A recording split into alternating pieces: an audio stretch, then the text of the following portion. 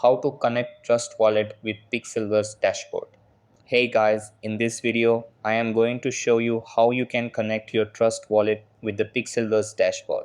So make sure to watch this video till the end and let's get started. So the first thing that you want to do is open the Pixelverse Dashboard and click on the Connect Any Wallet button. Over here, you will see a list of wallets. Select the Trust Wallet. After that, open your Trust Wallet app and make sure it is updated to the latest version. Then navigate to the Receive section and search for USDT. Next, generate your wallet address.